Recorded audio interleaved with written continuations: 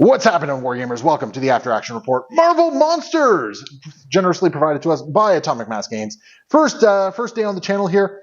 They had an amazingly good showing against the Avengers here, and I'm going to kick off this discussion with, I have noticed a trend lately, Troop. What's that? You have been playing very attrition-y lately, with a lot of teams that don't necessarily play attrition-y. Well, in this game, I have to admit, I misread our objectives, and I was preparing for a fight in center, because I thought our 3 center objectives was the areas that were going to stay there, and that these were the assets.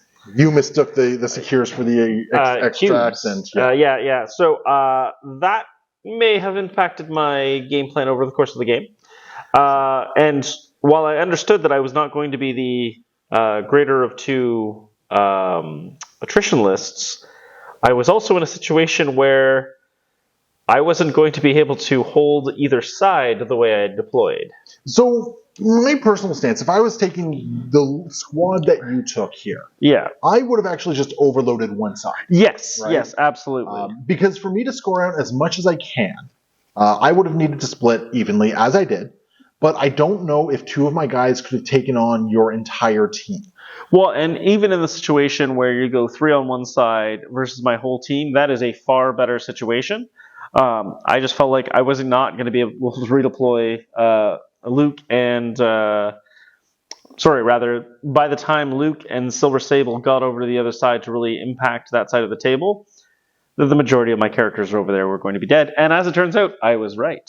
Well, and that's why I'm thinking that doing a sort of null deployment type thing, basically just abandoning one flank. Because on one flank, I would only ever score a max of 3 points, right? Yep. And if I wanted to support my team, unless I wanted to be a 2-on-5, I would have had to give up these secure points, right? Well, in the other kind of situation, I could have had Natasha and Archangel come over here, grab the 1 point, run off, and then relocate to this side. You could have, but unfortunately, I was not going to be able to relocate. Well, she wasn't making it off that side at all, and as it turns out, Archangel was going to get pulled in by Drax. So, an Avengers Assemble probably would have helped you a fair bit in this particular game. Yeah, that's fair. I'm also not going to lie. Like, throughout the course of the game, I was commenting. First off, I don't think Archangel is a particularly strong character. Sure. The community might prove me wrong on that one. I'm not seeing it. I played him because I wanted to try him out with the Avengers. His abilities cost 1 less, which is really good, but specifically was very bad into Root. Well, the other part of the problem is I don't necessarily think it's his abilities that I don't like about him. I feel it's his damage output. Sure. I don't like his offensive output. I don't feel that it really does the job that it needs to do. So that's kind of that. And then Sable, I'm kind of on the same side. I was really excited by Sable initially when she first hit. I feel like you always need to be double tapping with her, otherwise I don't feel like you get a lot out of her. Like, Shock Collar is great to move people around, but I don't necessarily know how worth it it was in this particular game. Well, and yeah, definitely when I was thinking there was going to be a scrum in the middle here, using this as a perch, firing down, she gets extra bonus dice when she's being attacked, and she's far enough away that she should be able to get the extra 2 dice when she's doing her headshot. But yeah, she kind of needs to be central to whatever's going on, because she also, want my help, pay me. I haven't quite written her off yet in that situation, but I don't disagree. Like, I did a whole bunch of stuff in this game specifically to try to make her do a little bit more. And unfortunately, the way I kind of look at it is I feel like you worked hard to make Sable kind of do interesting things this game. I don't think the interesting things she did really helped the game, though. All right. If that makes sense. I definitely thought that she did decent enough things. Like, I felt like her helping out Steve with the 1 turn where he actually did some decent damage with his shield throw, and my Sweet Christmas attack, I kind of almost always miss, or not Sweet Christmas, his Power Man thing where he actually got the stagger. And then you never proceeded to dummy him. Yeah, I didn't expect to dummy him, but I definitely feel like she's... No matter what you do, you're never going to see that she did all the things that she actually contributed to. But yeah, I don't know. I just don't feel like that extra die that she was providing really made a whole lot outside of the Power Man punch, which did help get you that double wild. Yeah. Her shock collar never really felt all that effective. Yeah. Well, and just looking at like the way that I matched up my characters versus yours, like Luke Cage is not going to be good against Encanto. He's fine against Werewolf by Night. Well, here's the thing. He's fine against Encanto. But he would have 5 dice physical, 6 dice mystic. I wasn't rolling a whole lot of dice against him, right? 3 dice with a damage reduction is still really good against 6 dice mystic.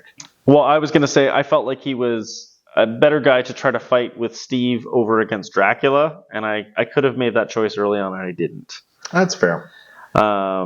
Yeah, because I think that was the other thing. You really didn't leverage your taunts and bodyguard ability to their fullest in this particular game. I have a friend who would be very disappointed.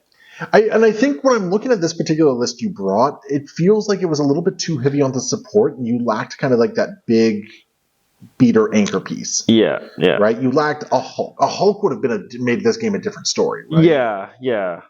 Like swapping out Black Widow and Luke Cage for a Hulk, for instance. Widow and Sable for a Hulk or something. Or Widow and Archangel, yep. Or Widow and Archangel, I think would have made a big difference because, like... Now, I specifically think your team is kind of looking for like a Hulk fight because you're just going to absolutely dummy them with attacks from Drac and Frank and drop conditions all over that guy. Yeah, I dropped way more conditions than I thought I would this game. Yeah. On the subject of Frank, I mean, Frank was the one that I was most interested in going into this game. He's a very basic character, though. I mean, the only reason he was able to do many things was because he was sitting on an objective getting extra power for a lot of it. And also the one turn where I get to do my Monstrous Rage or whatever it is, the one where you add your extra damage. Monstrous Fury? Yeah, that's it. Yeah, because you had put a bunch of damage on him, and he just went hog wild. But he only could do that because he was gaining a lot of extra power, right? Yeah, exactly. Because he only has a gainer. Yeah. He generates power very slowly. I will say I'm pleasantly surprised by Encanto. Yep. He was the one I kind of wrote off before anything kind of happened. I kind of like that Wrath of Anubis, I think it is. Oh, his tactics card? Yeah. It's an area attack I like. Yes, yeah. It's an area attack that's bigger than range 2. So yeah, like range 3, he doesn't have a lot to spend power on, so he's just generating power all game as it was. And yeah, the 6 dice area 3 attack just goes wild. It's great. Yep. Drac is a problem. You think so? Dracula, I think, is a problem. Like, I definitely felt like he got to go wherever he wanted. If you had decided, like, pulling my guys to you or taking extra long moves or shaking conditions, like, he does a lot of very exciting things that I'm sort of worried about. He's a 5-threat character. He has a bow. He has some great movement shenanigans. He has absolutely stellar attack. He's a 5-threat character with a 7-die attack. Yeah. What's the triggers on the 7-die? It's just the poison. I'm sorry, bleed. It's Curse of the Shadows. It is bleed, slow, root, or hex. Yeah, and it's not a wild. It's a hit. Oh, right. So it's the easiest trigger to get, basically.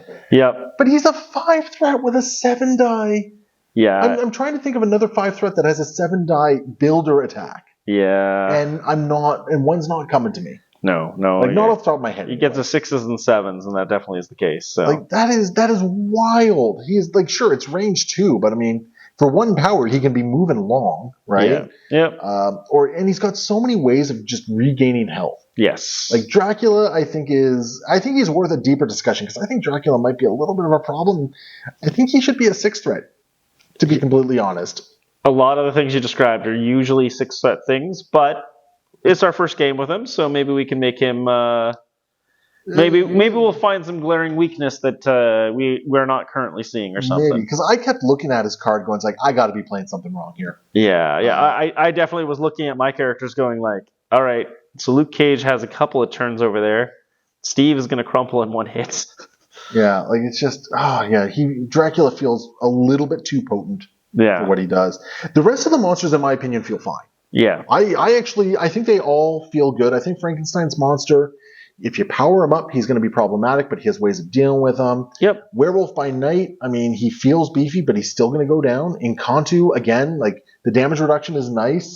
Damage reduction on 5 stamina, I'm okay with that. Yep. They all feel really good. I feel like Dracula almost soloed this flank over here, right? Yeah, Frank, while he did technically take out Black Widow, that was largely inconsequential. Yeah, like it was a 4 threat going into 2 threat. Yeah, exactly. I mean, that fight should always be in Frank's favor right there. So it's interesting, and I'm really looking forward to seeing what happens when the community gets their hands on these guys. Yeah. And does a little bit more, because they're coming, I think, early November. Yep. Is when they're hitting here. So yeah, hopefully you guys enjoyed this preview of the Marvel monsters. And yeah, leave your comments below. Let us know what you think. Excuse me. Let us know what you think about these guys. And we will see you next time. Happy wargaming.